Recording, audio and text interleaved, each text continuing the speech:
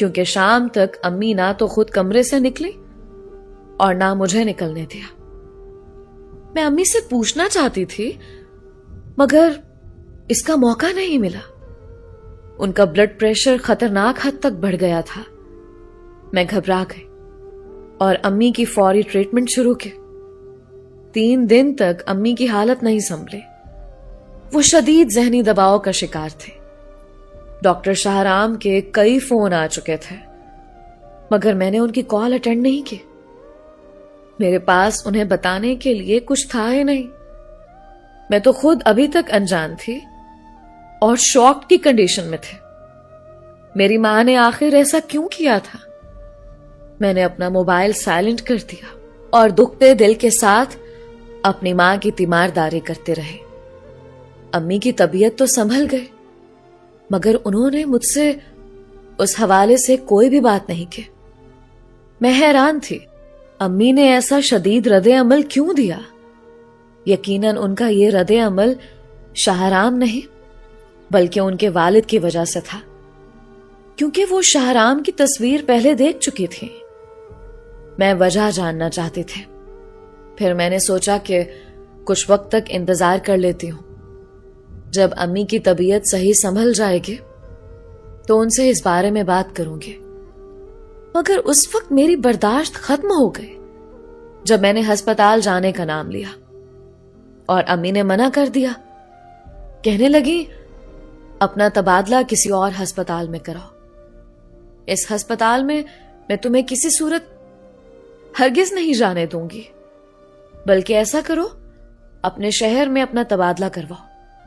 اگر نہیں ہو سکتا تو بھی خیر ہے، ویسے بھی تمہاری تقریباً پریکٹس ہو چکی ہے۔ تم اپنے گھر میں ہی اپنا ذاتی کلینک کھول لو۔ آج کل تو کچھ بھی ناممکن نہیں رہا۔ امی کی بات پر میں شدید صدمے کا شکار ہوئے۔ وہ جانتی تھیں میں اسپیشلائزیشن کرنا چاہتی تھی اور اس کے لیے میں نے بہت محنت کی تھی۔ اب اتنے وقت کی محنت، دن رات کی محنت میں لمحوں میں ضائع نہیں کر سکتی تھی۔ میں نے امی کو منانے کی بہت کوشش کی مگر امی کی نہ ہاں میں نہیں بدلے۔ تو میں نے غصے سے کہا یا تو آپ مجھے وجہ بتائیں یا پھر مجھے روکنے کی کوشش مت کیجیے گا۔ میں اسی ہسپتال میں جاؤں گی اور اپنی ہاؤس جاب کمپلیٹ کروں گی، بلکہ آگے کی پڑھائی بھی وہیں کروں گی۔ بتائیں مجھے آپ کیوں شاہرام کے ساتھ میری شادی نہیں کرنا چاہتے؟ میری بات پر امی خوف زدہ ہو گئی۔ ان کے چہرے پر تکلیف نمایاں تھے۔ کچھ دیر مجھے دیکھتی رہی، پھر تھکے تھکے لہجے میں بولی، مجھے لگتا ہے تمہیں وہ تلخ حقیقت بتا دینی چاہیے جسے تم ابھی تک ناواقف ہو۔ پھر تم جان جاؤ گی کہ مجھے شاہرام کے رشتے سے کیوں مسئلہ ہے، بلکہ حقیقت جان کر تو تم خود بھی شاہرام سے نفرت کرنے لگو گے۔ امی کی بات نے مجھے چونکا دیا مگر میں صبر و تحمل سے بنا ٹوکے امی کی بات سن رہی تھے۔ میں چاہتی تھی کہ وہ آج ہر راز، ہر بات سے پردہ اٹھائیں جو وہ مجھ سے چھپائے ہوئے تھی۔ تھوڑے توقف کے بعد امی دوبارہ گویا ہوئی، تمہاری طرح میں بھی اپنے والدین کی اکلوتی بیٹی تھی اور ڈاکٹر بننا چاہتی تھی۔ میرے بابا گاؤں کے زمیندار تھے۔ ہمارے گاؤں میں پڑھائی کا رواج نہیں تھا مگر میرے شوق کو دیکھتے ہوئے بابا نے مجھے شہر کے بہترین کالج میں پڑھنے بھیج دیا۔ میں بہت خوش تھی اور تیزی سے اپنی کامیابی کی منزلیں طے کر رہی تھی۔ اور پھر وہ ہوا جس نے میری زندگی کو ایک دم سے بدل کر رکھ دیا۔ یہ ان دنوں کی بات ہے جب میں MBBS کر رہی تھی۔ ہمیں پڑھانے کے لیے شہر کے بہترین ڈاکٹر پروفیسر آتے تھے۔ وہ شخص بھی انہی میں سے ایک تھا جو بظاہر تو بہت باوقار اور سنجیدہ نظر آتا مگر حقیقت میں انتہائی گھٹیا آدمی تھا۔ وہ بہت حسین اور وجیح مرد تھا. لڑکیوں کو اپنے سحر میں گرفتار کرنا بخوبی جانتا تھا. تمام اسٹوڈنٹ لڑکیوں کو اچھے نمبروں کا لالچ دے کر اپنے آفس بلاتا اور ان سے غلط مراسم قائم کرتا. اس کی مجھ پر نگاہ نہیں پڑی کیونکہ میں پٹھان گھرانے کی بیٹی تھی اور مکمل پردے میں ہوتی تھی، جبکہ وہ حسن کا شیدائی تھا. ایک روز میری طبیعت خراب ہو گئی. ڈاکٹر سے چیک اپ کراتے ہوئے میرا نقاب پھسل گیا. وہ شخص وہیں موجود تھا. میرے چہرے پر نظر پڑتے ہی پلکیں جھپکنا بھول گیا. میرے حسین چہرے نے اسے پاگل کر دیا تھا. مجھے پانے کے لیے اس نے سر توڑ کوششیں کی مگر میں اس کے ہاتھ نہیں آئی. تب ایک روز مجھے اکیلا پا کر وہ خود پر قابو نہ رکھ سکا اور میرے ساتھ زبردستی کرنے کی کوشش کی تو میں نے اس کے چہرے پر تھپڑ مار دیا اور زور زور سے چلا کر بہت سے پروفیسر اور اسٹوڈنٹس کو متوجہ کر لیا. اس کی حرکت پر فوری نوٹس لیا گیا اور اسے بے عزت کر کے نوکری سے نکال دیا. اپنی توہین پر وہ بل بلا کر رہ گیا تھا، جبکہ اس کے نکل جانے پر میں پرسکون ہو گئی. مگر نہیں جانتی تھی انجانے میں اپنی زندگی عذاب میں ڈال بیٹھی تھی. کچھ ٹائم گزرا اور ایک روز اچانک میرے بابا مجھے لینے آ گئے. وہ بہت غصے میں لگ رہے تھے. میں نے ان کو اتنا غصے میں پہلے کبھی نہیں دیکھا تھا. انہوں نے میری کسی بات کا کوئی جواب نہیں دیا. مجھے تقریباً کھینچتے ہوئے گھر لے گئے. گھر لے جا کر مجھے بہت مارا. کہنے لگے ہم نے تم پر اعتبار کر کے تمہاری خواہش پوری کرنا چاہی اور تم نے ہمارے سروں میں خاک ڈال دی. پڑھائی کے نام پر جس ذلیل آدمی کے ساتھ تم اپنا منہ کالا کرتے رہے اس نے تمہارا رشتہ بھیجا ہے. میں چاہتا تو اسے گولی مار دیتا مگر جانتا ہوں اگر اسے گولی ماری تو یہ بات کھل جائے گی اور میری عزت خاک میں مل جائے گی. تمہاری وجہ سے میں بے عزت نہیں ہونا چاہتا اس لیے تمہاری شادی کر رہا ہوں. میں بابا کی بات پر حیران رہ گئی. میں تو کسی کو جانتی بھی نہیں تھی. میں نے بابا اور اماں سے بات کرنے کی بہت کوشش کی مگر وہ دونوں مجھ سے ناراض ہو چکے تھے اور پھر میری بات سنے بغیر میری شادی اس شخص کے ساتھ کرتے جس سے میں انجان تھی. میں سارا راستہ روتی رہی کیونکہ رخصتی کے وقت بابا نے مجھے کہا تھا تم میرے لیے مر چکی ہو. آج کے بعد ہمارے گھر میں قدم مت رکھنا. میرے سارے خواب ٹوٹ گئے تھے. مجھے اس انجانے شخص سے نفرت ہونے لگی. میں نے سوچ لیا کہ میں اس کی زندگی اجیرن بنا دوں گی مگر اس کے چہرے پر نظر پڑتے ہی میرے ہوش اڑ گئے. میں بری طرح خوفزدہ ہو گئی کیونکہ وہ کوئی اور نہیں بلکہ وہی پروفیسر تھا جسے تھپڑ مار کر میں نے یونیورسٹی سے نکلوایا تھا. اس کی آنکھوں میں شیطانیت صاف نظر آ رہی تھی. چہرے پر بڑی کمینی مسکراہٹ تھی. خباثت سے مسکراتے ہوئے کہنے لگا کیسے بھول گئی کہ مجھے بے عزت کرنے کے بعد تم سکون سے اپنی زندگی گزار لوگے. تم شاید مجھے جانتی نہیں تھے. اب دیکھنا میں تمہارا کیا حشر کرتا ہوں. یہ کہہ کر اس شخص نے مجھے اسی وقت طلاق دے دی.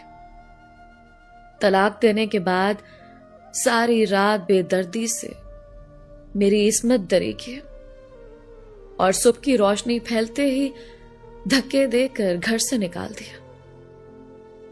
میری دنیا اجڑ چکی تھی. میں اجڑی بکھری حالت میں اپنے ماں باپ کے گھر پہنچے. दरवाजा बजाया और बाप का चेहरा सामने आते ही बेहोश हो गए। जाने कितने वक्त तक मेरी हालत बिगड़ी रही और उसी दौरान मेरे वालिदैन को भी मेरी क्लास फेलो ने सारी हकीकत बता दी। जब मुझे होश आया तो मैं अस्पताल में थी और मेरे वालिदैन मेरे पास थे। गम और गुस्से से उनका बुरा हाल था।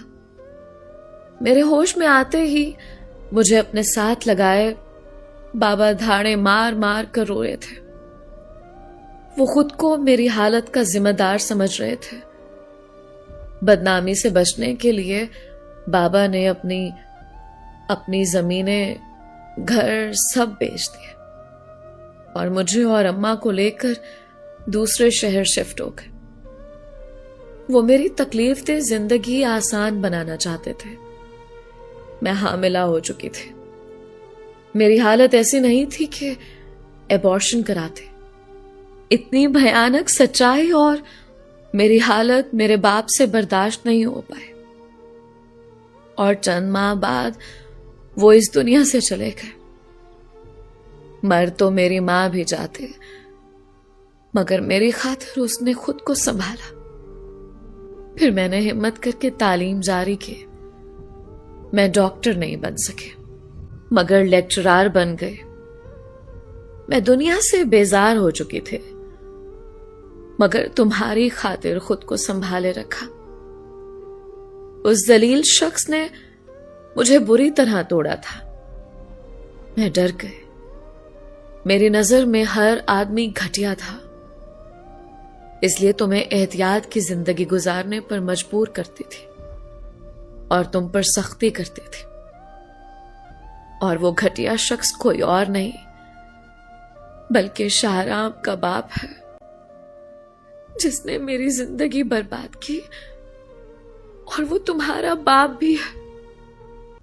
अब तो जान गई ना कि क्यों शाहराम से मसला हुआ। वो उस जलील आदमी का बेटा भी है और रिश्ते में तुम्हारा भाई भी। मैं तो क्या, वो घटिया आदमी भी अब रिश्ता नहीं करने देगा, क्योंकि ये किसी सूरत मुमकिन नहीं। और मैं अब उन बाप बेटे से डर रही हूं कि कहीं वो तुम्हें नुकसान ना पहुंचा दे। इसलिए तुम नहीं जाओगी। सच्चाई सुनकर मेरे सर पर आसमान आ गिरा। मेरा दम घुटने लगा। ऐसा लग रहा था कि मैं मर जाऊंगी। कभी नहीं सोचा था मुझे ऐसी अजियतनाक सच्चाई का पता चलेगा। मैं एक नाजायज बेटी थी और शाहराम मेरा भाई। अम्मी ने ठीक कहा था। मुझे शाहराम से शदीद नफरत होने लगी। उस रोज मैं चीख चीख कर रोई थी। मेरा नर्वस ब्रेकडाउन हो गया और कई दिन मैं अस्पताल में दाखिल रही। होश आया तो पता चला कि शाहराम और उसका बाप कई चक्कर लगा चुके थे। शाहराम के बाप ने अम्मी से माफी मांगी और बताया, तुम्हारे साथ वो सब करने के बाद मैं भी सुकून से नहीं रहा। तुमसे बदला तो ले लिया, लेकिन फिर तुम्हारी चीखों ने दिन रात मेरा पीछा किया। मैं पागलों की तरह चीखता था। तुम्हारी आवाज और चेहरे से छुटकारा पाने की कोशिश की, मगर नाकाम रहा। मुझे अपनी दरिंदगी का एहसास हो गया। उस गलीज जुर्म ने मेरी जिंदगी बर्बाद कर दी। मेरे घर पे दर पे इतने हादसात हुए कि मैं अंदर से मुकम्मल टूट गया।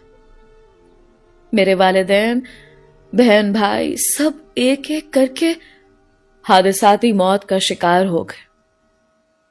और ये सब उस जुल्म की सजा थी जो मैंने तुम पर किया। मैंने फिर कभी शादी नहीं की। शाहराम मेरा सगा बेटा नहीं, भतीजा है।